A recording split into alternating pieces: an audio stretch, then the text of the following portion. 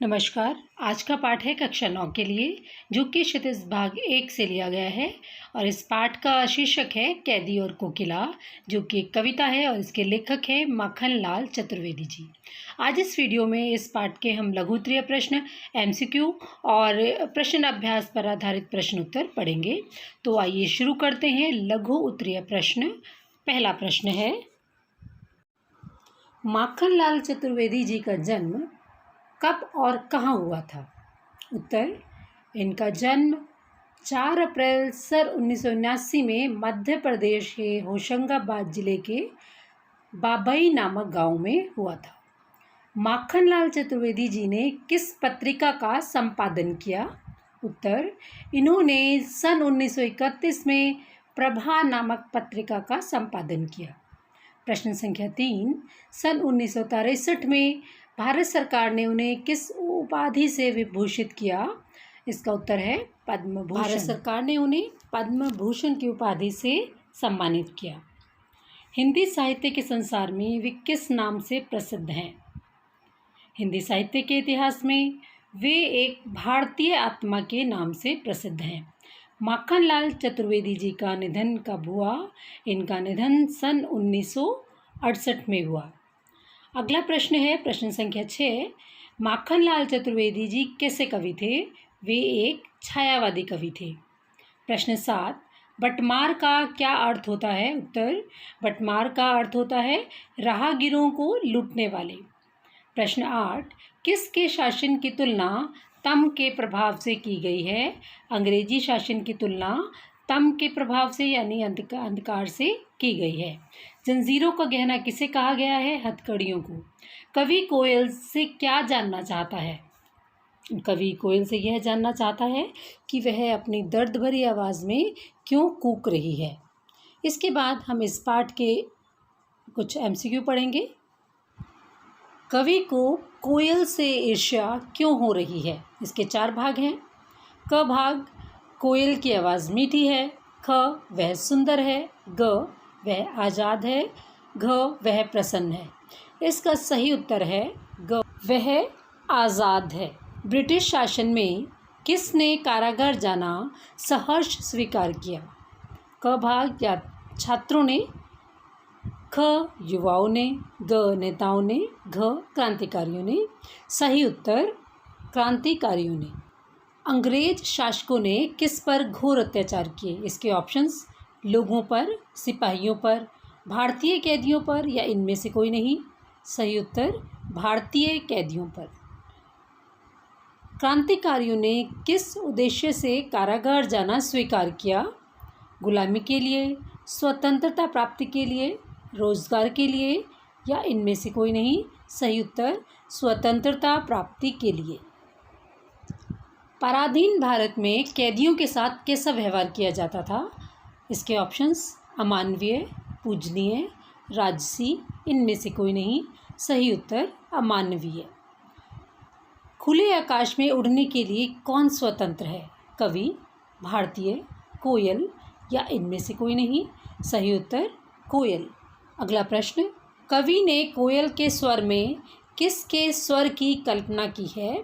दुर्गा के, सरस्वती के स्वर की, लक्ष्मी के या भारत माता के स्वर की? तो इसका सही उत्तर है भारत माता के स्वर की कल्पना की है कवि ने।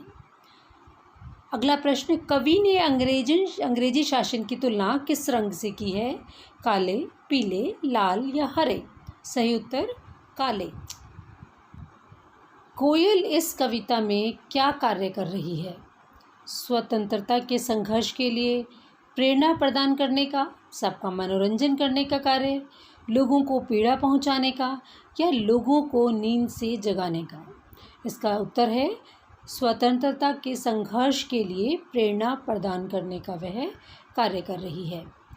अगला प्रश्न है, कवि ने जंजीरों को क्या कहा है? परेशानी की वस्तु, गहना, रस्सी या एक हथियार? सही उत्तर गहना। अब पढ़ते हैं प्रश्न अभ्यास पर आधारित प्रश्न।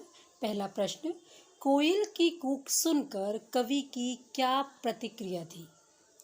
उत्तर, कोयल की कूक सुनकर कवि को आभास हो जाता है कि कोयल अवश्य ही कोई महत्वपूर्ण संदेश लेकर आई है, वरना वह आधी रात में इस तरह से आवाज़ नहीं करती। प्रश्न 2, कवि ने कोकिला के बोलने के किन कारणों की संभावना बताई? उत्तर, कवि ने कोकिला के बोलने के निम्नलिखित कारणों की संभावनाएं बताई हैं। पहला कारण, कोकिला जेल में बंद कैदियों को कोई संदेश देना चाहती है, या उसने दावानल की लपटें देख ली हैं, या फिर कोकिला बोल बोल कर अंग्रेजी शासन से मुक्ति के लिए रणभेरी बजा रही है। क्रांतिकारी के मन में देश प्रेम की भावना प्रबल करने का कोई संदेशा लेकर आई है। प्रश्न 3, किस शासन की तुलना तम के प्रभाव से की गई है और क्यों? उत्तर, अंग्रेजी शासन की तुलना तम के प्रभाव से की गई है, क्योंकि अंग्रेजी सरकार की कार्यप्रणाली अंधकार की तरह काली है।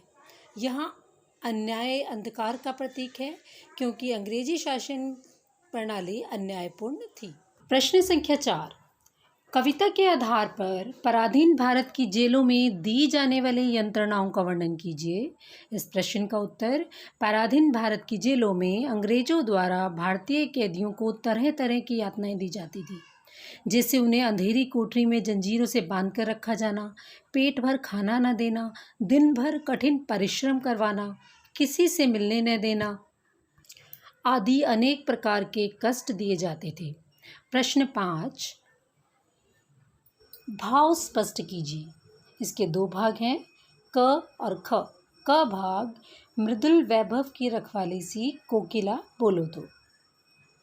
इस पंक्ति का भाव है, मृदुल वैभव की रखवाली से यहाँ कवि का तात्पर्य कोयल की मीठी तथा कोमल आवाज़ से है।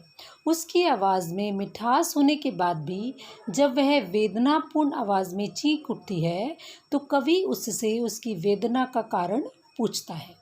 ख भाग, हूँ मोट खींचता लगा पेट पर जुआ, खाली करता ब्रिटिश अकड़ का कुआं।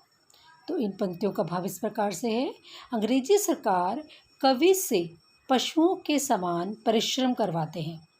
कवि के पेट पर जुआ बांधकर कुएं से पानी निकाला जाता है, परंतु इससे भी वे दुखी नहीं होते तथा अंग्रेजी सरकार के षड्यंत्र को विफल कर उनकी अकड़ को समाप्त कर देना चाहते हैं। प्रश्न संख्या 6, अर्धरात्रि में कोयल की चीख से कवि को क्या अंदेशा है?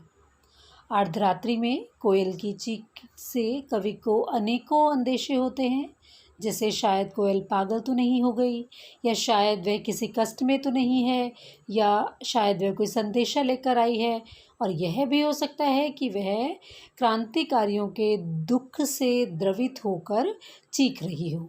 अगला प्रश्न, कवि को कोयल से ईर्ष्या क्यों हो रही है? कोयल की स्वतंत्रता से कवि को बहुत ईर्ष्या हो रही है। वह आकाश में स्वतंत्रता पूर्वक उड़ान भर रही है और कवि जेल की काल कोठरी में बंद है।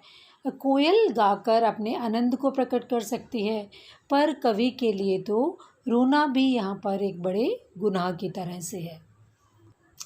प्रश्न 8, कवि के स्मृति पटल पर कोयल के गीतों की कौन सी मधुर स्मृतियाँ अंकित हैं जिन्हें वह अब नष्ट करने पर तुली है? उत्तर, कवि के स्मृति पटल पर कोयल के गीतों की कुछ मधुर स्मृतियाँ अंकित हैं। कोयल बाग बगीचों में आम के पेड़ पर बैठकर अपना मधुर संगीत सुनाया करती थी, तब उसके गीत मधुर लगते थे, किंतु आधी रात को जेल से सुनने पर उसके वो मधुर गीत अब मधुर नहीं लगते। इस तरह कोयल उन मधुर स्मृतियों को नष्ट करने पर तुली हुई है। अगला प्रश्न है, हथकड़ियों को गहना क्यों कहा गया है? कवि ने हथकड़ियाँ गलत काम करके नहीं पहनी है, उन्हें स्वतंत्रता संग्राम में भाग लेने के कारण ही सरकार ने ये हथकड़ियाँ पहनाई हैं, जो उनके लिए बहुत ही गौरव की बात है। इसलिए कवि ने हथकड़ियों को गहना कहा है। प्रश्न 10, इस प्रश्न में कुछ काव्य पंक्तियाँ हैं जिनका पहले और आखिरी शब्द दिए गए हैं। काली तू और आखिरी शब्द हैं ए आली। इन पंक्तियों में काली शब्द की आवृत्ति से उत्पन्न चमत्कार की विवेचना कीजिए।